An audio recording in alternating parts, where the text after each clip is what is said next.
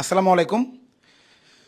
অনলাইনে ঢাকা এবং ঢাকার বাইরে সারা দেশ থেকে আমাদের যারা দেখতে পাচ্ছ আমাকে, সবাইকে আসসালামু আলাইকুম। সবাই আশা করি ভালো আছো, সুস্থ আছো। আজকে তোমাদের সাথে কথা বলার জন্য আছি আমি ইঞ্জিনিয়ার ফয়সাল হায়দার, দায়িত্বে নিয়োজিত আছি মেডিকোর একাডেমি কোর্স কোঅর্ডিনেটর হিসেবে। আমার সাথে আজকে তোমাদের সাথে আলোচনা অংশ নিতে আসছেন মেডিকোর প্রতিষ্ঠাতা এবং প্রধান নির্বাহী পরিচালক ডক্টর জোবাইদুর রহমান জনি ভাইয়া। ভাইয়া আসসালামু আলাইকুম।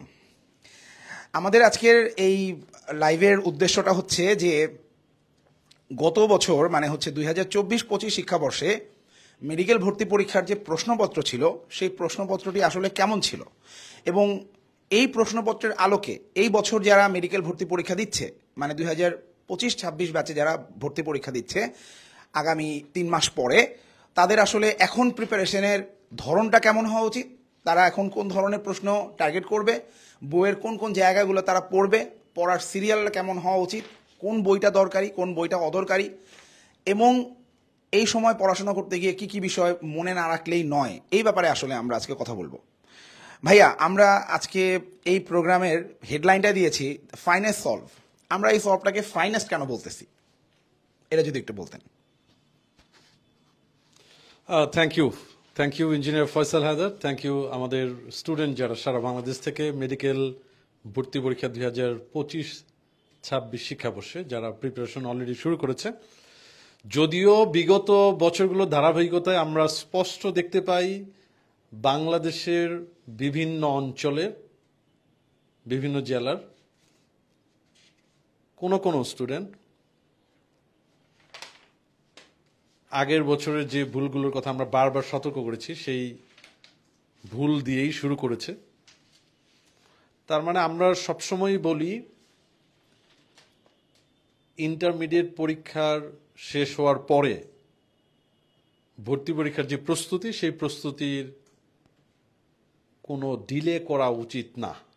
কিন্তু আমরা স্পষ্টতই দেখতে পাচ্ছি প্রথম ক্লাস দ্বিতীয় ক্লাসে উপস্থিতির যে হার, সেখানে কেউ কেউ বিভিন্ন ধরনের অজুহাত দিয়ে ক্লাস এবং পরীক্ষায় আমরা অনুপস্থিত দেখতে পাচ্ছি, যেটা পরবর্তীতে তাদের ভোগাবে। আমরা আসলে ফাইনেস্ট সলভ কেন এই হেডলাইন এবং 2022-23 বছরের ধারাবাহিকতায় আমাদের এই ফেসবুক লাইভ, আমরা প্রতি বছরই বিভিন্ন প্রতিষ্ঠান থেকে মেডিকেল ভর্তি পরীক্ষা শেষ হওয়ার এই 2-3 দিনের মধ্যেই কোনো ক্ষেত্রে প্রথম দিনই বিভিন্ন প্রতিষ্ঠান থেকে সলভ দেওয়া হয়। সেই সলভগুলো মেডিকেল পক্ষ থেকে বিগত কয়েক বছর ধরে আমরা একটু আরো সূক্ষ্মভাবে আর গভীরভাবে অবজার্ভ করি, আমরা আরো গভীরভাবে খেয়াল করি যে বইয়ের আসলে কোন অংশ থেকে অথবা কোন বই থেকে সত্যিকারভাবেই প্রশ্ন হয়েছে। সেই ধারাবাহিকতায় আমাদের আজকের এই লাইভ এবং ফাইনেস্ট আমরা এই জন্যই বলি, সেটা হচ্ছে আমরা কনফিডেন্ট আমাদের জায়গা থেকে, মেডিকোর জায়গা থেকে, মেডিকোর প্রতিনিধি হিসেবে, যেহেতু আমরা সিনিয়ররা এই সলভ প্রত্যেকটা প্রশ্ন 2024 ব্যাচে তোমাদের যারা সিনিয়র ভাই আপু যারা তারা যে প্রশ্নের পরীক্ষা দিয়েছে সেই প্রশ্নের প্রত্যেকটি প্রশ্ন আমরা সমাধান বের করার সময় বানান সহ খেয়াল করি।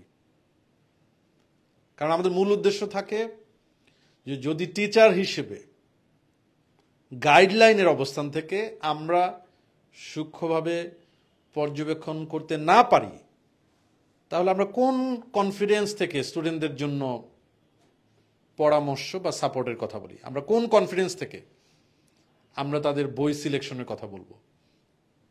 সেই জন্য ফাইনেস্ট সলভের টার্গেট সবসময়ই থাকে। সেই টার্গেট থেকে আমরা অন্ততপক্ষে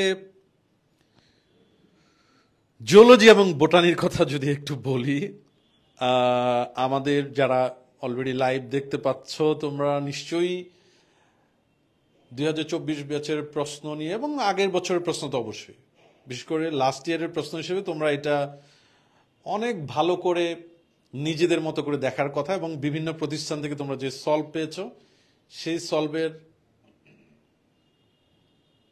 বাইরে গিয়ে নতুন কিছু কথা তোমাদের একটু শুনতে হবে। সেটা ভয় পাওয়ার জন্য না, সতর্ক থাকার জন্য। সেটা ভয় পাওয়ার জন্য না, সতর্ক থেকে নিজেকে সত্যিকারভাবে পারফেক্ট প্রিপারেশনের মধ্যে রাখার জন্য। বিভিন্ন সলভ থেকে আমরা দেখতে পাই 2024 ব্যাচের প্রাণীবিজ্ঞান এবং উদ্ভিদ বিজ্ঞান প্রশ্নের যে সমাধান, সেখানে গতানুগতিকভাবেই আজমল স্যারের বই এবং হাসান স্যারের বইকে উৎস হিসেবে প্রায়োরিটি দেওয়া হয়েছে। তোমাদের হাতে যদি বিভিন্ন প্রতিষ্ঠানের সলভ থেকে থাকে তাহলে সেটা হয়তো দেখে থাকবে। আমরা এখানে খারাপ ভালো হিসেবে উপস্থাপন করার জন্য না, আমরা এটাতে সময় দিয়েছি, যার কারণে আমরা দেখলাম যে এখানে একটু ভিন্ন কথা বলার সুযোগ আছে। সেই ভিন্নতা মানেই হচ্ছে ফাইনাল সলভ, সেই ভিন্নতা মানেই হচ্ছে, আমরা যদি দুইটা প্রশ্ন নিয়ে একটু বলি ফয়সাল,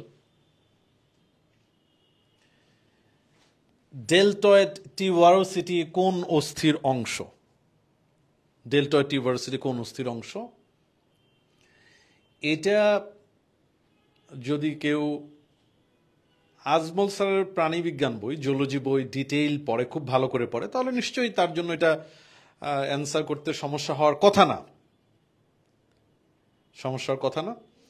কিন্তু এই ডেলটয়েড টিউবারোসিটি কোন অস্থিতে পাওয়া যায়, কোন অস্থিতে দেখা যায়, এই প্রশ্ন পরিষ্কারভাবে কনফিডেন্টলি বলা যায় আলিম স্যারের প্রাণীবিজ্ঞান বই থেকে, ব্যবহারিক যে অংশ অস্থির সেই অংশ থেকে এসছে। অথচ আমরা কি দেখলাম বিগত দিনগুলোতে ম্যাক্সিমাম ক্ষেত্রে আজমল স্যারের সোর্স হিসেবে দেওয়া আছে। তাহলে আমাদের আসলে বিবেচনায় নিতে হবে যে আসলে প্রশ্ন কোন বই থেকে হচ্ছে, কোন টপিক থেকে হচ্ছে, কোন চ্যাপ্টার থেকে হচ্ছে। সেগুলো যদি পরিষ্কার ধারণা থাকে তাহলে প্ল্যান সাজাতে কিন্তু সুবিধা হয়। আমি যদি বোটানি আরো একটা প্রশ্ন দেখি,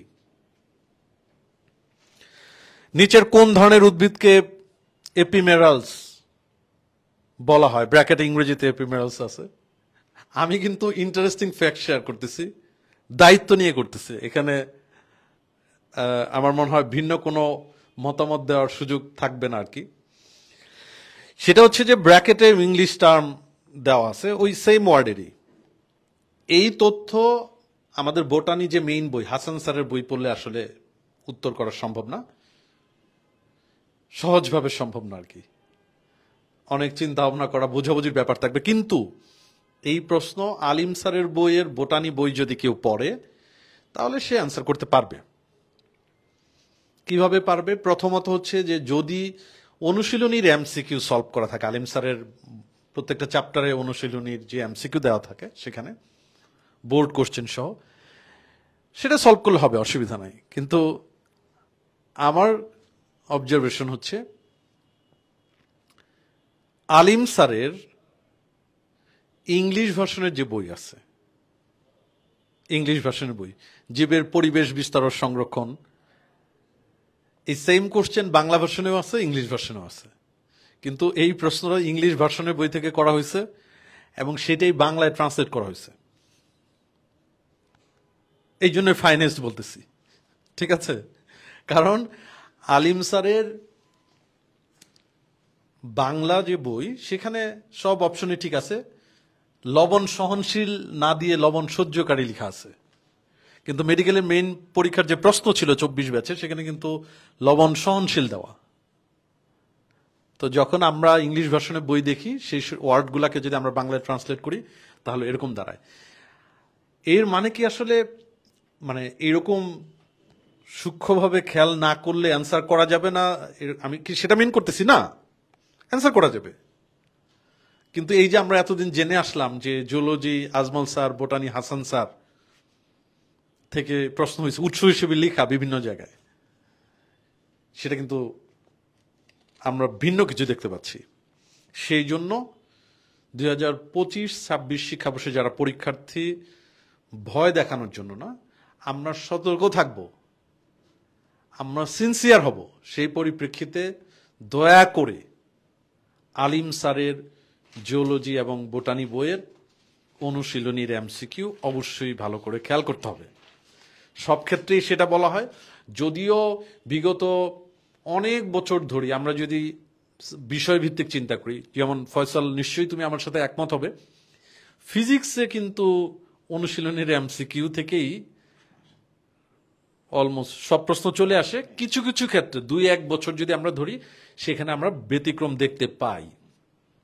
ফিজিক্স নিয়ে আমরা যদি অনুশীলনের এমসিকিউ গুলো পড়ে ফেলতে পারি বুঝে বুঝে, এবং ভেতরে কেউ যদি রেগুলার ক্লাস করে, যে কোচিংয়েই পড়ুক সে, অনলাইন অফলাইন, যদি সে রেগুলার ক্লাস করে ওই ক্লাসে টিচার যেভাবে পড়ান, যে টপিকগুলো ইম্পর্টেন্ট বলেন, সেগুলো যদি দেখে ফেলতে পারে, ফিজিক্স নিয়ে আমাদের জায়গা থেকে সবাইকেই নির্ভয়ে থাকতে বলি, ভালো নাম্বার পাওয়া যাবে এখান থেকে।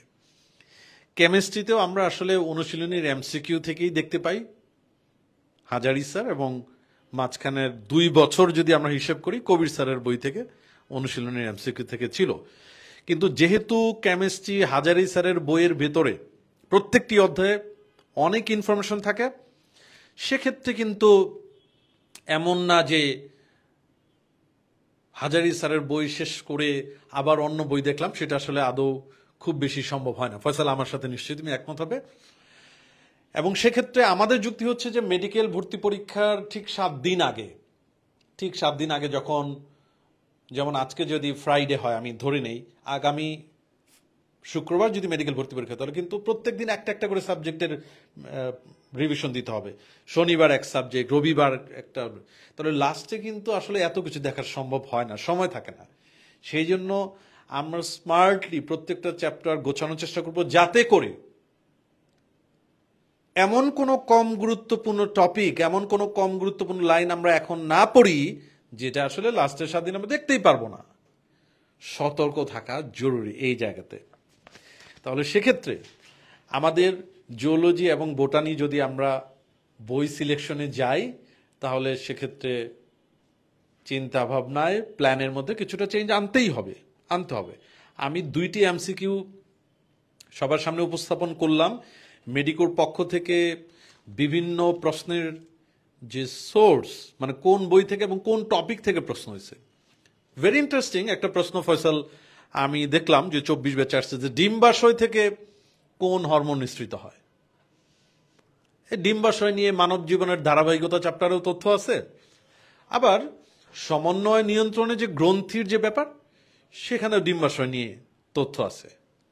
তো কোনো ক্ষেত্রে, আমি সবার ক্ষেত্রে বলি না, কোনো ক্ষেত্রে কেউ সোর্স লিখে রাখছে যে মানব জীবনের ধারাবাহিকতার ওই অধ্যায় থেকে। না, ওই প্রশ্ন মানব জীবনের ধারাবাহিকতা থেকে আসে নাই, ওটা আসছে সমন্বয় নিয়ন্ত্রণে গ্রন্থির যে চার্ট, সেখান থেকে আসছে। এরকম যদি আমরা খেয়াল করি, তাহলে অনেক কিছুতেই বা অনেকগুলো প্রশ্নের সোর্সে ভিন্নতা লক্ষ্য করা যায়। যেমন আমি আরেকটা প্রশ্নের কথা বলি, যদি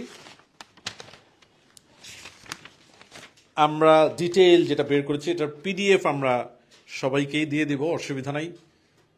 আগামী 2-1 দিনের মধ্যে মেডিকোর পেজেই পোস্ট দেওয়া হবে, এবং মেডিকোর সার্ভারে মেডিকো স্টুডেন্ট যারা, তারা তো পাবেই, কোনো অসুবিধা নেই। তাহলে নিজেদের চিন্তা ভাবনার জগতে একটা পরিবর্তন আসতে বাধ্য। যেমন আরেকটা প্রশ্ন বলি, নিচের কোনটিকে সংক্রমণক্ষম পূর্ণাঙ্গ ভাইরাস কণা বলে? ওকে ফাইন, এটা তো হাসান স্যারের বইয়ের মধ্যে খুব চমৎকার ভাবেই দেওয়া আছে, কোনো অসুবিধা নাই। কিন্তু যখন আমি এই প্রশ্ন সলভ করতে গেলাম, এটাকে বিশাল ক্রেডিট হিসেবে নিচ্ছি না, আসলে আমার কাছে ইন্টারেস্টিং মনে হয়েছে বলেই সবার সাথে শেয়ার করতেছি। ফয়সাল, যখন আমি এই প্রশ্নটা সলভ করতে গেলাম, তখন অপশনগুলোর মধ্যে আমি পাচ্ছি যে প্রিয়ন, ভিরিয়ন, ভিরয়েড, নিউক্লিয়ক অ্যাসিড, কিন্তু হাসান স্যারের বইয়ের মধ্যে অপশনে বা যে বইয়ের ভিতরে যে লাইন, সেখানে প্রিয়নস আছে। কিন্তু মেডিকেল ভর্তি পরীক্ষার যে প্রশ্ন গত বছরের, সেখানে প্রিয়ন দেওয়া, দন্তস্ব বাদ দেওয়া। তো আমি এজ ইউজুয়াল প্রতি বছরের এগুলো যখন অ্যানালাইসিস করি, তখন আমি খালি বারবার একটু কনফিউজড হই যে মোস্ট স্পেসিফিক বলতে হবে, চিন্তা করতে হবে। এই প্রশ্নটা হ্যাঁ, হাসান স্যারের বই পড়লে যে কেউ অ্যান্সার করতে পারবে এক দেখাতে। সব জায়গার মডেল টেস্টে, পেপার ফাইনালে, ডেইলি এক্সামের মধ্যে এটা তো দিয়েই দেয় সবাই। পড়ানোর সময় খুব টেকনিক্যালি পড়ায়, কিভাবে মনে রাখতে হবে, কারণ টার্মগুলো খুব কাছাকাছি, ভিরিয়ন, ভিরয়েড, প্রিয়ন, ঠিক আছে, সেই কারণে। বাট এই প্রশ্ন আসলে বোটানি মাজেদা ম্যাডামের বইয়ের অনুশীলনী থেকে এই প্রশ্নটা হয়েছে, কাজল ব্রাদার্সের যে বই সেখান থেকে হয়েছে। এখন কেউ বলতে পারে যে আমার সেটা জানার দরকার কি? জানার দরকার আমি সেটা বলতেছি না, বলতেছি যে আমাদের জন্য সতর্কতা হচ্ছে অনুশীলনীর এমসিকিউ, জিওলজি আর বোটানির আমার মনে হয় কোনো বই মিস করা উচিত না, কারণ এটা আসলে কম পরিশ্রমে বেশি নাম্বার পাওয়ার একটি সম্ভাবনার কথা বলি আমরা। এবং এখানে আবার নিশ্চিত থাকার কোনো উপায় কিন্তু নাই যে অনুশীলনীর এমসিকিউ থেকে মনে হয় তাহলে সব চলে আসবে, সেটাও বলি না। আমরা যদি একটা প্রায়োরিটি লিস্ট করি তাহলে সেই প্রায়োরিটি লিস্টে অনুশীলনীর এমসিকিউর কথা সব ভাইয়া আপু যারা পড়ায় তারা বলে যাচ্ছে, আমরাও বলে যাচ্ছি, এটা প্রায়োরিটি লিস্টে অবশ্যই 1 নম্বরে থাকবে। কিন্তু শুধু অনুশীলনী এমসিকিউ পড়ে অন্তত বায়োলজির ক্ষেত্রে, জিওলজি, বোটানির ক্ষেত্রে ভালো নাম্বার পাওয়ার সুযোগ কিন্তু থাকে না। ক্লাস করতে হবে, বুঝে বুঝে পড়তে হবে, রেগুলার ক্লাস করতে হবে। রেগুলার বুঝে বুঝে বায়োলজি যদি আমরা পড়তে পারি তাহলে ভালো নাম্বার আশা করা যায়, ঢাকা মেডিকেল কলেজ আশা করা যায়। ঠিক একইভাবে আমরা যখন চিন্তা করব যে বোটানির পাশাপাশি আমাদের বোটানি আলিম স্যারের কথা বললাম, ইন্টারেস্টিং হচ্ছে যেমন একটা প্রশ্ন ছিল নিচের কোনটি পিউরিন বেস, অপশনে ইউরাসিল, সাইটোসিন, থাইমিন, অ্যাডিনিন দেওয়া আছে। তো সব জায়গাতেই নর্মাল, এটা তো হাসান স্যারের বইয়ের মধ্যে নাইট্রোজেনাস বেসগুলোর মধ্যে এই নামগুলো দেওয়া আছে, 2 রিং বিশিষ্ট, 1 রিং বিশিষ্ট, এভাবে দেওয়া আছে। খুব ভালো কথা। কিন্তু আমার চিন্তা হলো যেটা, সেটা হচ্ছে যে অপশনে এই ইউরাসিল, সাইটোসিন এগুলো ইংরেজিতে লেখা কেন? ওকে, এটা বইয়ের মধ্যে বাংলায় আছে, ব্র্যাকেট ইংরেজি আছে, ঠিক আছে, ফাইন, কেন এটা? তো আলটিমেটলি এটা কিন্তু আলিম স্যারের ইংলিশ ভার্সনের যে বোটানি বই সেটার অনুশীলনের এমসিকিউ থেকে করা, সেটাকেই একটু মানে বাংলা একটু লিখে বাকিগুলো সেম ভাবে রেখে দিয়েছে। এবং বায়োলজিতে 2024 ব্যাচের, হ্যাঁ, আমাদের অনুশীলনের এমসিকিউ প্রচুর আসছে। এটা এইভাবে হয়তো করা উচিত কিনা সেটা নিয়ে আমাদের বিভিন্ন রকম আলোচনা সমালোচনা আছে। কিন্তু এটাও সত্যি যে এই 24 ব্যাচের বায়োলজি প্রশ্নের মধ্যে খুবই ইন্টারেস্টিং যে একাধিক লেখকের বই থেকে প্রশ্ন মিক্সড হয়েছে। হয়তো আমরা কোনো বছর এটা চিন্তা করি যে সব আজমল থেকে, বা হয়তো সেকেন্ড থেকে কিছু থাকলো, কিন্তু 3 লেখকের বই থেকে প্রশ্নের যে কম্বো, এই কম্বো গতানুগতিকভাবে কিন্তু দেখা যায় না। একইভাবে আমরা যদি জিওলজি চিন্তা করি, যেমন একটি প্রশ্ন হচ্ছে নিচের কোনটিতে হাইড্রার বহিঃকোষীয় পরিপাক সংঘটিত হয়, এরকম একটা প্রশ্ন আসছে হাইড্রা থেকে। এই প্রশ্ন আজমল স্যারের বই পড়লে খুব ভালোভাবেই পারা যায়, টিচাররা বুঝিয়ে পড়ানোর সময় খুব সুন্দরভাবেই বলে, এবং অ্যান্সার করা বিভিন্ন মডেল টেস্টে এগুলো আসে, খুবই কমন। বাট এই প্রশ্ন মাজেদা ম্যাডামের বইয়ের অনুশীলনীর এমসিকিউ সরাসরি তুলে দেওয়া, যেটা পড়তে সময় কম লাগবে।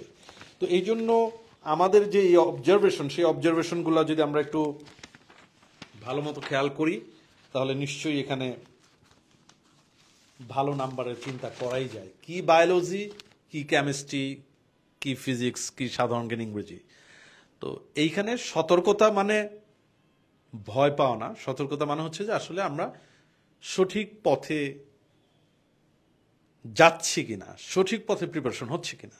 ফয়সাল, আমরা যদি নেক্সট খেয়াল করি যে আসলে আমাদের কোন বিষয়গুলো দেখা উচিত, বিশেষ করে বিষয়ভিত্তিক যদি আমরা একটু খেয়াল করি যে কোন একটা সাবজেক্ট যখন পড়বে একজন স্টুডেন্ট, তাহলে বিগত বছরের সমস্ত প্রশ্ন পর্যালোচনা, বিশেষ করে 2024, আমি সবাইকে রিকোয়েস্ট করবো 2টা বিষয়। প্রথম কথা হচ্ছে 2024 ব্যাচের মেডিকেল ভর্তি পরীক্ষার প্রশ্নের যে স্টাইল ছিল সেটাকে প্রায়োরিটি নিয়ে তোমাকে পড়তে হবে, পড়া উচিত। এটার কারণ আমি বলতে চাচ্ছি না। 2024 ব্যাচে যারা ছিল তাদের যে প্রশ্ন 25 ব্যাচের তোমরা সেটার সাথে সিমিলার চিন্তা করবা। তবে এটাও মাথায় রাখো যে আগের মতো যে আবার একেবারে সব অনুশীলনীর এমসিকিউ অনেকগুলো দিয়ে দিবে সেটা কিন্তু নাও হতে পারে। অনুশীলনীর এমসিকিউ আমরা ফার্স্ট প্রায়োরিটি, তারপরে আমরা ভিতরে দেব। আমরা যদি খেয়াল করি ফিজিক্সের তোমরা যখন একটা চ্যাপ্টার ফিজিক্সে পড়তে যাবে, ক্লাস তো করা হয়ে যাচ্ছে সবার, অসুবিধা নেই। ক্লাস করার পর কি, ক্লাস করার পরে আমরা যদি স্টেপ চিন্তা করি, প্রথমেই ওই চ্যাপ্টারে, যেমন ধরো তুমি ভেক্টর চ্যাপ্টার পড়তেছো, ওই চ্যাপ্টারের সকল লেখকের তোমার আয়ত্তে যা আছে, নিশ্চয়ই তুমি যে প্রতিষ্ঠানে ভর্তি হয়েছ মেডিকো থেকে তো অবশ্যই, আমাদের কিন্তু বিভিন্ন লেখকের অনুশীলনের এমসিকিউগুলোর সংকলন প্রত্যেকটা লেটস প্র্যাকটিস বইয়ের মধ্যে দেওয়া আছে, মেডিকো লেটস প্র্যাকটিস বইয়ের মধ্যে। তার মানে তোমার মেইন বই ইসাক স্যার, তার সাথে তপন স্যার, তোফাজ্জল স্যারের এমসিকিউ যদি মনে করো সেটা লেটস প্র্যাকটিস বইয়ের মধ্যে দেওয়া আছে, অন্যান্য কোচিং এ দেওয়া আছে, এটা নিয়ে আপসেট হওয়ার কিছু নেই। সেখান থেকে অনুশীলনের এমসিকিউ জন্য কোনোভাবে মিস না, এটা আগে তুমি পড়ে ফেলবা। পড়ার পরে বিগত বছরের মেডিকেল ও ডেন্টাল প্রশ্ন সলভ করা উচিত ওই চ্যাপ্টারে, যেমন ভেক্টর থেকে কি কি আসছে। ঠিক আছে, ফিজিক্সের ক্ষেত্রে বইয়ের দাগানো অংশ, মানে আমরা যেমন মেডিকোর দাগানো বইয়ের পিডিএফ দেওয়া হয়, সেগুলো খুবই স্মার্টলি কেয়ারফুলি আমরা মার্ক করেছি। সেখানে 100% দেওয়া, 3 স্টার দেওয়া এবং আন্ডারলাইন করা, এবং যে লাইনগুলো থেকে মেডিকেল ও ডেন্টাল এর আগে প্রশ্ন আসছে সেগুলো অরেঞ্জ কালার দেওয়া। আর পড়ার সময় তুমি কোন শব্দকে বেশি অ্যাটেনশন দিয়ে পড়বে এবং কোন শব্দকে প্রায়োরিটি দিয়ে মেডিকেলে প্রশ্ন আসতে পারে সেগুলো গ্রিন কালার দিয়ে হাইলাইট করা আছে। অতএব দাগানো অংশ খেয়াল করবে। ফিজিক্সের অনেক সময় আছে যে, ফয়সাল তুমি যেহেতু ফিজিক্সের আমাদের ডিপার্টমেন্টাল হেড, তুমি নিশ্চয়ই আমার সাথে একমত যে অনেক সময় যারা ম্যাথমেটিক্যাল ইস্যুগুলোকে বেশি পছন্দ করে তারা কিন্তু অনেক সময় এটার ম্যাথের পেছনে বেশি সময় দিয়ে ফেলে। বাট আমরা নিশ্চয়ই সবাই একমত হব যে মেডিকেলে যেহেতু ক্যালকুলেটর ব্যবহার করতে দেয় না, সেক্ষেত্রে আমাদের খেয়াল করতে হবে যে অনেক বেশি বড় ম্যাথ কিন্তু থাকে না ফয়সাল। ঠিক আছে, অতএব এখন রেগুলার তুমি কোনো এক চ্যাপ্টার পড়তে যাচ্ছ, সেই চ্যাপ্টারের মধ্যে ম্যাথ করে বেশি সময় নিয়ে ফেলবে, এটা যেন না হয়, এটা সতর্ক থাকা উচিত। দেন হচ্ছে মেডিকোর ক্ষেত্রে যদি বলি, এটা অন্যান্য কোচিং আছে, অন্যান্য প্রতিষ্ঠানও আছে, সবার প্রতি সম্মান রেখেই আমাদের কথা বলা উচিত। লেটস প্র্যাকটিস বই থেকে টপিক অনুযায়ী সমাধান করা উচিত প্লিজ। মানে তুমি একটা চ্যাপ্টার ভেক্টর চ্যাপ্টার নিয়ে বসছো, ভেক্টরের বিভিন্ন ভেক্টরের প্রকারভেদ দেওয়া আছে, সেখানে সংজ্ঞাগুলা থেকে প্রশ্ন থাকে, নাল ভেক্টরের সংজ্ঞা দেওয়া আছে, একক ভেক্টরের সংজ্ঞা আছে, এরকম যে সংজ্ঞাগুলো আছে সেখানে করতে হবে কি, আমি লেটস প্র্যাকটিস বইটা খুলে ওই ভেক্টরের প্রকারভেদ থেকে কি কি এমসিকিউ আমি বাসায় একটু নিজে নিজে প্রশ্নগুলো দেখলাম, 1-এর A, 2-এর C, 3-এর D, এইভাবে করে আমি প্র্যাকটিস করে দেখার চেষ্টা করলাম যে আমার আসলে কেমন উত্তর করা সম্ভব। আমি সাথে সাথে একটু মিলিয়ে দেখলাম, এতে করে প্রত্যেকটা টপিক পড়তে বা ওই চ্যাপ্টার শেষ করতে হয়তো একটু বেশি সময় লাগবে, কিন্তু এটা করা উচিত প্লিজ। না হলে কিন্তু স্মার্ট পড়ালেখা আমরা বলতে চাই না। টপিক ধরে প্র্যাকটিস করা উচিত, কারণ আমাদের এখন কাজ কি, এখন তো বাসা থেকে অন্য কোনো কাজ, আমাদের তো কোনো দায়িত্ব দেওয়া হয় নাই। আমাদের তো জাতীয় এবং আন্তর্জাতিক কোনো দায়িত্বই আমাদেরকে দেওয়া হয় নাই। দেওয়া হয়েছে কি যে বিশ্ব স্বাস্থ্য সংস্থার কোনো একটা কাজ তোমাকে দেওয়া হয়েছে, জাতিসংঘের কোনো একটা বড় দায়িত্ব তোমাকে দেওয়া হয়েছে, কিছু দেওয়া হয়, অথবা সোলার সিস্টেম মেনটেন করার জন্য তোমাকে দায়িত্ব হয়েছে, কিছু দেওয়া হয়। পড়ালেখায় যেহেতু মেইন কাজ, প্লিজ সিস্টেম অনুযায়ী আগাও।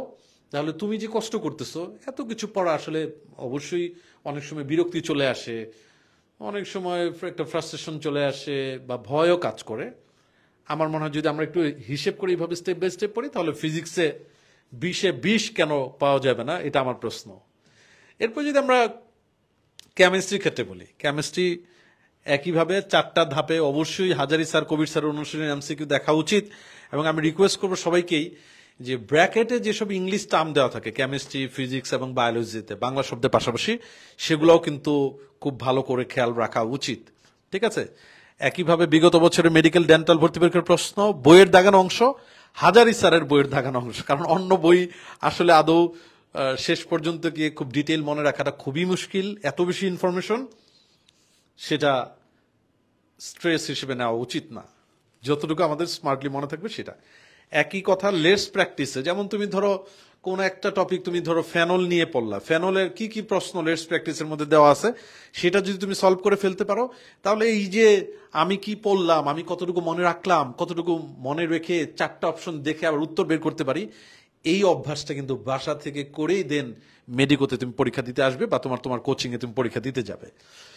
নেক্সট যদি আমি জুলজি প্রাণীবিজ্ঞানের কথা বলি, এখানে আমি এই 2024 ব্যাচের প্রশ্নে আমি যা দেখতে পেলাম সে অনুযায়ী সবাইকে রিকোয়েস্ট করব, কষ্ট তো অনেক করবা, অনেক করতেছো, এই Ajmal sir, Alim sir, Majeda madam এবং অক্ষরপত্র প্রকাশনী ডক্টর নুরি পারভিন খানম, এই 4টা বইয়ের অনুশীলনীর এমসিকিউ যেন কোনোভাবেই মিস না হয় প্লিজ।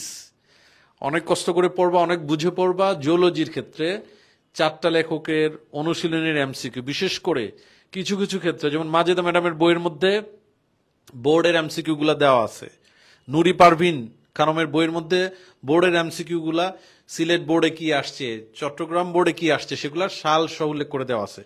সেখান থেকেও কিন্তু প্রশ্ন সরাসরি চলে আসে বোর্ডের এমসিকিউ থেকে। এমনকি তুমি যদি মনে করো যে না আমি হাসান স্যার বা আজমল স্যার চিন্তা করব, এই 2 বইয়ের শেষের দিকে আছে, এই 2 বইয়ের অধ্যায় ভিত্তিক না, শেষের দিকে গিয়ে বোর্ডের এমসিকিউ গুলো আছে, যে কয়েকটা সেগুলোও কিন্তু দেখা উচিত প্লিজ। তারপর বিগত বছরের মেডিকেল ও ডেন্টাল প্রশ্ন রিপিট হয়েছে বিগত বছরের মেডিকেল এবং ডেন্টাল প্রশ্ন হুবহু রিপিট হয়েছে। 2005 সালের একটা প্রশ্ন আসছে একদম সেম ভাবে। 2014-15 সেশন, যেটা 14 সালের ব্যাচে যারা পরীক্ষা দিয়েছে তাদের প্রশ্ন সেম ভাবে 24-এ চলে আসছে।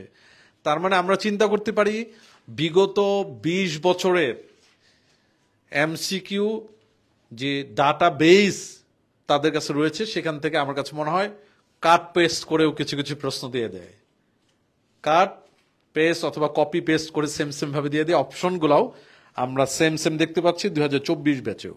এবং আমি আগের বছরের প্রশ্নের তুলনায় এটাও সতর্ক করতে চাই, ইংলিশ টার্মগুলা, যেটা অলরেডি বললাম, ইংলিশ টার্মগুলা ব্র্যাকেটে যা থাকে সেটা কিন্তু দেখবা, যে কনভেক্স, কনকেভ, এরকম ভাবে যা যা আছে সেটা দেখবা। আচ্ছা, এরপরে উদ্ভিদ বিজ্ঞানে Hasan sir, Alim sir, Azibur sir, Majeda madam 4টি বইয়ের অনুশীলনী এমসিকিউ।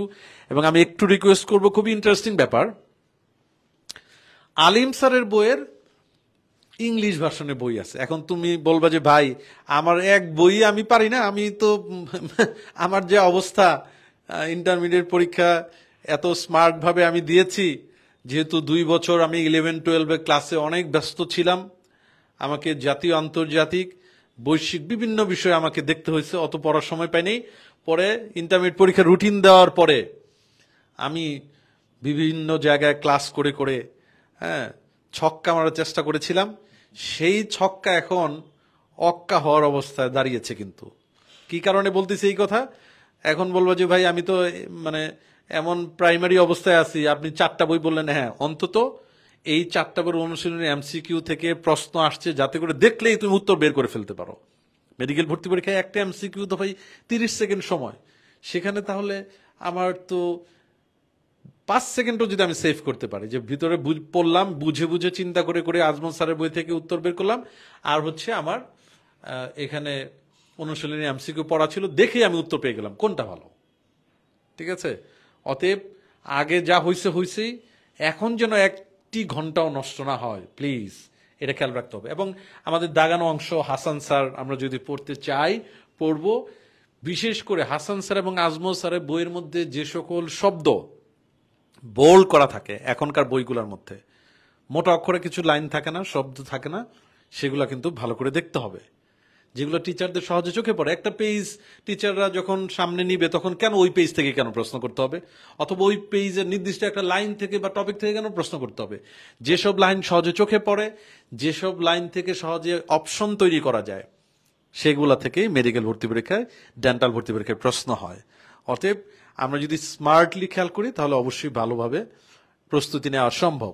আমাদের ইংরেজি এবং সাধারণ জ্ঞান নিয়ে কত চিন্তা ভাবনা, ইংরেজি আমি তো খুব বেশি ভালো পারি না, এবং জিজ্ঞেস করলে ভাই ইংরেজি কি হয়েছে এটা জিজ্ঞেস করলে বলে কি সবাই একটা উত্তর হচ্ছে কমন। ফয়সাল আমি দেখলাম যেটা আজকেও আসছে বলে যে অ্যান্টোনিম সিনোনিম পারে না, মানে খুঁজে খুঁজে যেসব জায়গায় ট্র্যাপ আছে, ফাঁদ আছে, ওই জায়গায় গিয়ে কেন তোমার পড়তে হবে? রাস্তা তো তোমার জিগজ্যাগ ঠিক আছে, ফাঁদের মধ্যে কেন ঢুকতেছো? তার মানে আমি বলতে চাচ্ছি যে তোমার অ্যান্টোনিম সিনোনিম থেকে তোমার তো এমন না যে ইংরেজি 15টাই আসবে, তাই না? এই ধরনের ভৌতিক চিন্তা করা উচিত না। তাহলে বিগত বছরের প্রশ্ন ভালো মতো সলভ করো, এবং এর আগে ইংরেজির ক্ষেত্রে গ্রামাটিক্যাল যে নলেজ তোমার আছে, এবং মেডিকোতে আমরা অনলাইনে এবং অফলাইন ব্যাচে সব মিলিয়ে আমাদের যে ক্লাসগুলো হবে, আমরা দৃঢ়ভাবে বিশ্বাস করি ভালো নাম্বার পাওয়া সম্ভব। সাধারণ জ্ঞানে তুমি যদি মনে করো না 10-এ 10ই লাগবে আমার, একটি নাম্বার হচ্ছে বাদ যাবে না একটি শিশু, ঠিক আছে? যদি এরকম চিন্তা করো তাহলে পড়ার পরিমাণ অনেক বেশি, কারণ এটা তো আসলে মহাসাগর, বাংলাদেশ এবং আন্তর্জাতিক। এইখানে এইটা আর এটার মাঝখানে কোন প্রণালী থাকে, প্রণালী কি ওইটা আগে বুঝতে হয়, তারপরে কোন প্রণালী থাকে সেটা, তাই না? হ্যাঁ, অনেক ধরনের কোঅর্ডিনেশন আছে। আগে আমাকে ভৌগোলিক বিষয় বুঝতে হয়, তারপরে কোনটি সদর দপ্তর কোন জায়গায়, রাজধানী কোথায়, কোনটা কোন মহাদেশে অবস্থিত, মুদ্রা কি হবে, বিখ্যাত স্থানগুলা বা আমাদের সপ্তম আশ্চর্য, এগুলো থেকে প্রশ্ন আসে, বুঝতে পারি আমরা, ঠিক আছে?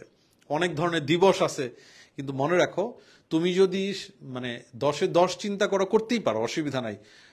সারা বাংলাদেশে তোমার মেধা তালিকায় তোমাকে ব্রিলিয়ান্ট রেজাল্ট করতে হবে, ফাইন, কোনো অসুবিধা নাই। কিন্তু আমাদের মিনিমাম থেকে চিন্তা করে স্মার্টলি তারপরে আমরা ম্যাক্সিমাম যতটুকু দেখতে পারি, সেই হিসেবে সাধারণ জ্ঞান বিগত বছরের বাংলাদেশ এবং আন্তর্জাতিক বিষয়ের প্রশ্ন খুব সুন্দরভাবে, এবং মেডিকোর পক্ষ থেকে যে কুইক রিভিশন দেওয়া হয়েছে 2025 ব্যাচের অনেককেই, সেখানে টপিক ধরে ধরে সুন্দরভাবে গোছানো আছে বিগত বছরের প্রশ্নগুলো। সেই নোট অনেক সময় নিয়ে, ফসল তুমি নিশ্চয়ই মনে আছে, কুইক রিভিশনের আইডিয়াটা যখন আমরা প্রথম ইমপ্লিমেন্ট করলাম যে সব প্রশ্নগুলোকে একসাথে করে দেওয়া যায় কিনা, তারপর থেকে এইভাবে করা, এবং আমরা এই বছর আন্তর্জাতিককেও অ্যাড করেছি, নতুন সংস্করণের কাজ চলতেছে। আমার মনে হয় এটা অনেক বেশি হেল্প করবে।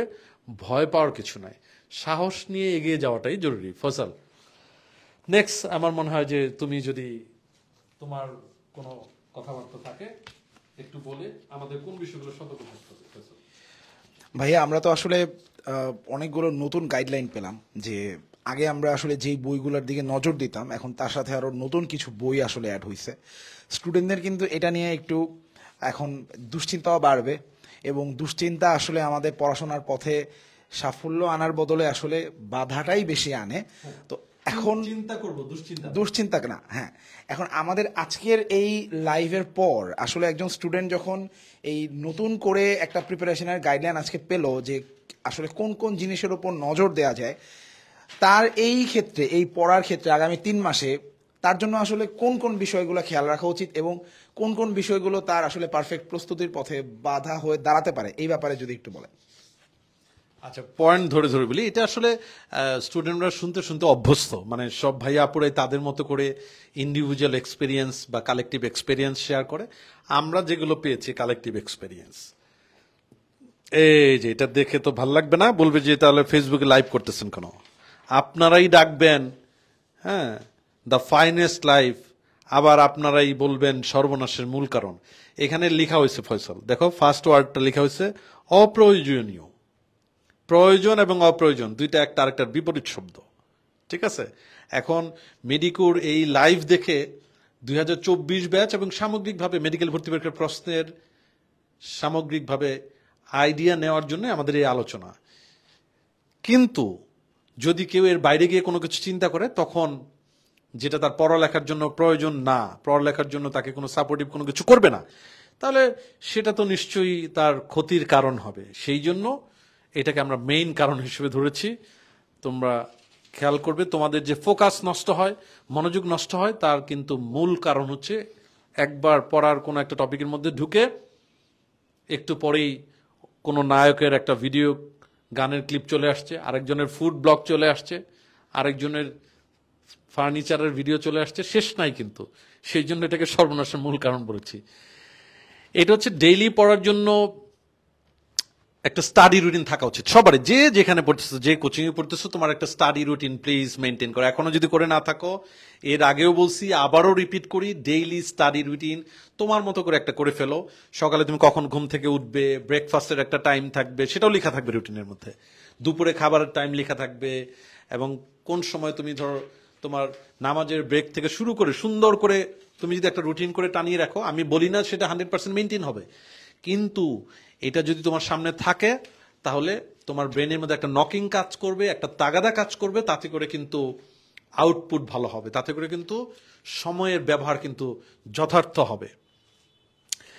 এটা আরেকটা বিষয়, সেটা হচ্ছে যে একটা টপিক নিয়ে একবার বসে থাকে, প্রথম দিকে মনে হয় যে খুব ভালো পড়া হচ্ছে, একটু পরেই হচ্ছে জাগতিক যত চিন্তা, যে আমার এলাকায় আজকে এদিক দিয়ে একটা মিছিল কেন গেল, আমার এলাকায় আজকে একটু উচ্চ তাপমাত্রা এবং নিম্ন চাপ কেন মনে হচ্ছে, এই ধরনের উদ্ভট চিন্তা ভাবনা করে।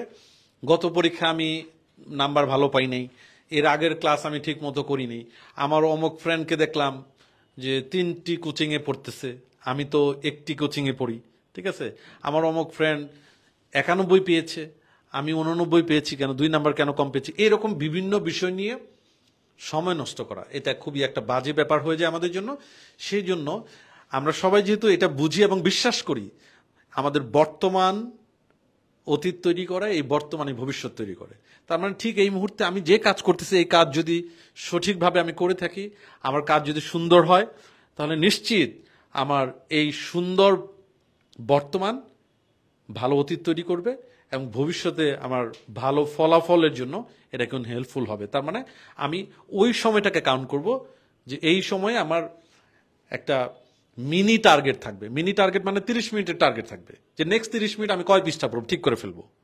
ওকে, দেন আমি একটু ব্রেক দিলাম 5 মিনিটের জন্য, পরের 30 মিনিট আমি কথা, এরকম ছোট ছোট টার্গেট যদি থাকে সময়ের, তাহলে কিন্তু মনোযোগ নষ্ট হয় না। ঠিক আছে, খেয়াল রাখবা, এমন কোনো চিন্তাকে, দুশ্চিন্তাকে প্রশ্রয় দেওয়া উচিত না, যে দুশ্চিন্তা কোনো ভ্যালু ক্রিয়েট করে না এবং তোমার সময়কে নষ্ট করে, পড়াকে নষ্ট করে।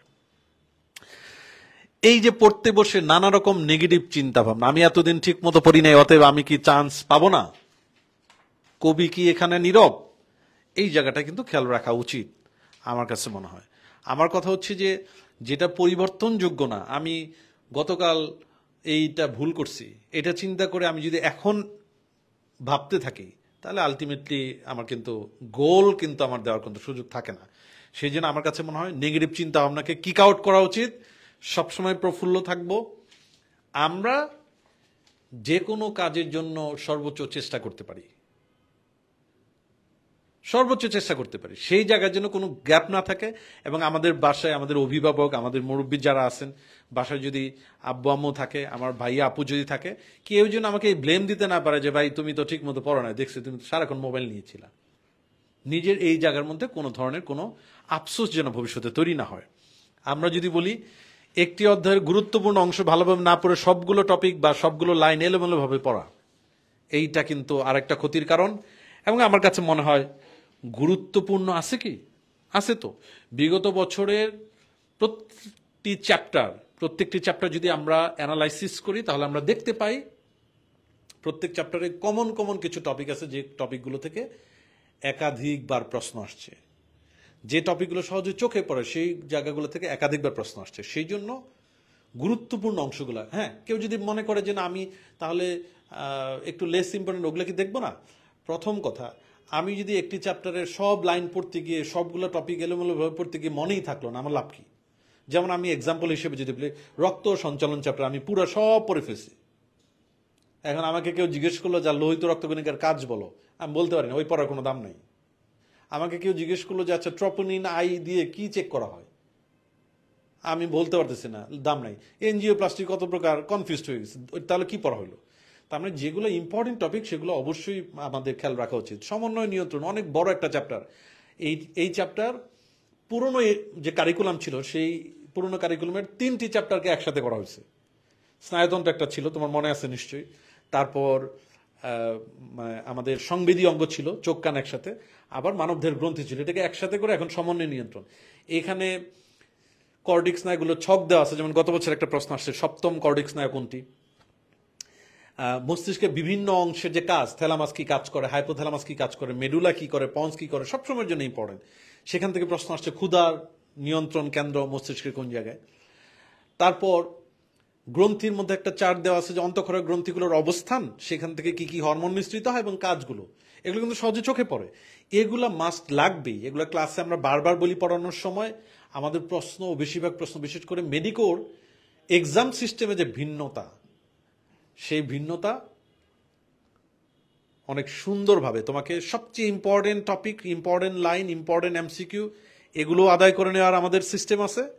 আবার যদি প্রশ্ন হয় 2010 সাল মেডিকেল ভর্তি পরীক্ষা, বি কেয়ারফুল, 2010 সালের মেডিকেল ভর্তি পরীক্ষার প্রশ্ন একটু দেখে নেবে। আবার যদি প্রশ্ন হয় 2013 সালের মতো, আবার যদি প্রশ্ন হয় 2022-23 সালের মতো, 19 সালের মতো, তাহলে কিন্তু বিপদে পড়ার সম্ভাবনাও থেকে যায়। আমরা স্টেপ বাই স্টেপ চিন্তা করব। সেই জন্য যেমন মেডিকোর যে ফয়সাল, আমরা যে অনলাইন স্পেশাল এক্সাম নেই, সেখানে একদম স্পেসিফিক উল্লেখ করাই থাকে অনুশীলনের এমসিকিউ থেকে প্রশ্ন থাকবে, এবং নির্দিষ্ট কিছু টপিক যেগুলো একেবারে আমি আমার এক্সপিরিয়েন্স থেকে প্রত্যেকটি সাবজেক্টের সেই টপিকগুলো স্পেশাল এক্সাম টপিক লিস্ট তোমাদেরকে দেওয়া হয়েছে। সেখানে টপিকগুলো চ্যাপ্টার ভিত্তিক কিন্তু দেওয়া আছে, কয়টা করে প্রশ্ন থাকবে সেটাও দেওয়া আছে। এটা একেবারে আমার এক্সপিরিয়েন্স থেকে আমি ওই টপিক লিস্ট তৈরি করার চেষ্টা করেছি।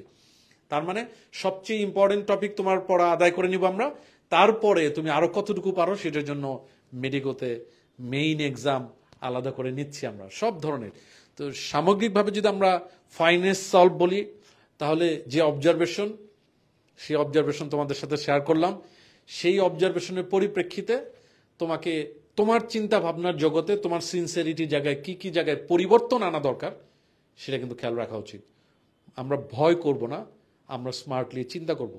আমরা ভয় করে নিজেকে পড়া থেকে সরিয়ে নেব না, বরঞ্চ আমরা এই ফাইনেন্স সলভ থেকে স্বচ্ছ ধারণা নিয়ে আমরা আরো কনফিডেন্ট হব যে না, ঠিক এইভাবেই পড়া উচিত, ঠিক এইভাবে পড়লে আমার 100 মার্কসের মধ্যে 80+ রাখার মতো কনফিডেন্স আমি রাখতে পারি। সেই জন্যই আমাদের আজকের আলোচনা, আমার আলোচনা, আমাদের আলোচনা। ফয়সাল। ধন্যবাদ ভাইয়া। আমরা আসলে আজকের প্রোগ্রামের যেই মূল যে থিমটা আমাদের ছিল, সেটা যদি আমি আরেকবার আমাদের দর্শক এবং শ্রোতাদের মনে করিয়ে দিতে চাই, যে একটা প্রতিষ্ঠান হিসেবে মেডিকো যখন এমবিবিএস ভর্তি পরীক্ষার্থীদের দায়িত্ব নিচ্ছে, তখন মেডিকোর যারা কর্ণধার, মেডিকোকে যারা সামনে থেকে এগিয়ে নিয়ে যাচ্ছে, তারা আসলে মেডিকেল ভর্তি পরীক্ষার প্রশ্নপত্র নিয়ে কতটুকু সিরিয়াস, তারা মেডিকেল ভর্তি পরীক্ষার প্রশ্নপত্রের প্রত্যেকটা প্রশ্ন আসলে বইয়ের কোন জায়গা থেকে হচ্ছে, কোন জায়গা থেকে হচ্ছে না, এই ব্যাপারে তারা জানে কিনা, এবং তারা তাদের স্টুডেন্টদের ঠিকমতো টেক কেয়ার করছে কিনা, তাদের স্টুডেন্টদের একটা কনফিডেন্সে রাখার জন্যই কিন্তু আমাদের আজকের এই প্রোগ্রাম। আমরা যখন একটা প্রতিষ্ঠান হিসেবে আমরা যখন আমাদের শিক্ষার্থীদের কোনো প্রশ্নে পরীক্ষা নেই, আমরা যেহেতু জানি যে আগের বছরগুলোতে ভর্তি পরীক্ষার প্রশ্ন আসলে কোন বইগুলো থেকে এসছে, বইয়ের ভেতর থেকে এসছে না অনুশীলনের অবজেক্টিভ থেকে এসছে, কোন বই থেকে কতটুকু প্রশ্ন এসছে, সেটা যেহেতু আমরা সবচেয়ে ভালোভাবে জানি, আমরা আমাদের শিক্ষার্থীদেরকে কনফিডেন্স দিতে চাই যে তোমরা প্রতিদিন মেডিকোতে এসে যে ক্লাস করছো, এক্সাম দিচ্ছ, যেই প্রশ্নে ক্লাস করছো, এক্সাম দিচ্ছ, যেই প্রশ্নে তুমি প্রিপারেশন নিচ্ছ, এইটা আসলে তোমার জন্য সবচেয়েতে সর্বোচ্চ ভালো প্রিপারেশন নেওয়ার পক্ষে সহায়ক প্রশ্ন। আমি ভাইয়া যদি আপনাকে গত দিনের একটু এক্সপিরিয়েন্স শেয়ার করি, গতকাল আমি ফার্মগেট ব্রাঞ্চে ক্লাস নিচ্ছিলাম। ফার্মগেট ব্রাঞ্চে ক্লাস শেষ করার পর একজন স্টুডেন্ট টিচার্স রুমে এসে আমার সাথে দেখা করলো। ঢাকার বাইরে থেকে এসছে, ও রাজাবাজার হোস্টেলে থাকে। ও এসে বলল যে ভাইয়া, আমি মেডিকোতে যখন ভর্তি হতে আসি, আমি এলাকাতে আমার এরকম ব্যাচমেট ছিল, আমি তাকে জিজ্ঞেস করছি যে কোন কোচিংয়ে ভর্তি হওয়া যায় বা তুই কোন কোচিংয়ে ভর্তি হয়েছিস। তো ওই স্টুডেন্টের ফ্রেন্ড তাকে বলতেছিল যে মেডিকোতে যাইস না, ওইখানে ক্লাস ভালো হয় কিন্তু ওদের এক্সামের প্রশ্ন নাম্বার তোলা যায় না, তো এক্সামের প্রশ্ন অনেক উল্টাপাল্টা জায়গা থেকে করে, এখানে ভর্তি হইলে মেডিকোর প্রশ্নে ভালো প্রিপারেশন হবে না। হ্যাঁ, তো এখন এই স্টুডেন্ট আমাকে সে নিজে মতামত দিচ্ছে যে ভাইয়া, আমি মেডিকোতে এই কয়েকদিন ধরে যে ক্লাস করছি, এক্সাম দিচ্ছি, আমাদের এবারে সেকেন্ড টাইম স্টুডেন্ট, তো ওরা এখন রিভিশন এক্সাম দিচ্ছে। বলছে ভাই যে আমি দেখলাম যে আমাদের বইয়ের কোনো আমাদের যে পরীক্ষার প্রশ্ন কোনোটাই আসলে কোনো নোট বই থেকে হচ্ছে না, বইয়ের ভেতর থেকে হচ্ছে। আমি যে পড়ে আসতেছি, আমি আমার নাম্বার কিন্তু 80-র উপরে তুলতে পারতেছি প্রত্যেকটা এক্সামে, 3 মার্ক কেটে। তো আমার মনে হচ্ছে যে না, প্রশ্ন ঠিক হচ্ছে। তো যখন একজন স্টুডেন্টের প্রিপারেশন একটু ঘাটতি থাকে, সে যখন বইটা ঠিকভাবে না পড়ে, আমাদের কথাটা না শোনে, তখন দেখা যায় যে ওই যে যেই জায়গা থেকে প্রশ্ন মেডিকেল ভর্তি পরীক্ষা হওয়ার কথা সেটা তো আমরা পড়তে বলছি, আমরা তো সেখান থেকে কোয়েশ্চেন করছি, তখন স্টুডেন্ট যখন দেখা যায় 2 একটু নাম্বার কম পাচ্ছে, অন্য প্রতিষ্ঠানে দেখা যাচ্ছে গদবাঁধা প্রশ্ন, গদবাঁধা কোয়েশ্চেন দেখে প্রশ্ন উত্তর করে আসতেছে, তখন সেখানে নাম্বার বেশি পাচ্ছে, তখন দেখা যায় স্টুডেন্ট এটা হয়তো ভেবে বসে যে না এখানের প্রশ্ন হয়তো ওই রকম আমার মন মতো হচ্ছে না। এখন এটা তো বুঝতে হবে আমাদের যে প্রশ্ন আমাদের মন মতো হইলে তো চলবে না, প্রশ্ন মেডিকেল ভর্তি পরীক্ষার মন মতো হচ্ছে কিনা এটা হচ্ছে মূল কথা। তো আমরা আমাদের এই বছরের যারা স্টুডেন্ট যারা ভর্তি হয়েছে HSC 25 ব্যাচ, তোমাদেরকে আমরা জানাতে চাই যে তোমরা সামনে যে 3 মাস আমাদের সাথে ক্লাস করছো, এক্সাম দিচ্ছ, সামনে মডেল টেস্ট দিবা, রিভিশন এক্সাম দিবা, এক্সপিরিয়েন্স এক্সাম দিবা, ট্রায়াল এক্সাম দিবা, সবগুলা প্রশ্ন তোমাদেরকে চিন্তা করেই এই বছরের ভর্তি পরীক্ষায় যেন তোমার 100তে সর্বাধিক প্রশ্ন কমন পড়ে এটা চিন্তা করেই প্রশ্নগুলো করা হচ্ছে এবং হয়েছে।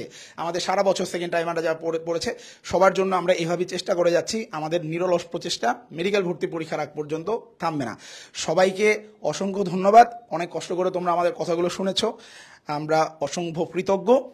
সবাই আজকে লাইভ আমরা এখানে শেষ করছি, সবাইকে শুভেচ্ছা জানাচ্ছি এবং শুভকামনা জানাচ্ছি, পড়াশোনা ভালো যেন হয়, তোমাদের প্রিপারেশন যেন ভালো হয়। সামনের কোনো এক লাইভে কোনো এক ডিসকাশনে আমরা আবার তোমাদের সাথে কথা বলবো। সবাইকে আসসালামু আলাইকুম, আল্লাহ হাফেজ। আল্লাহ হাফেজ।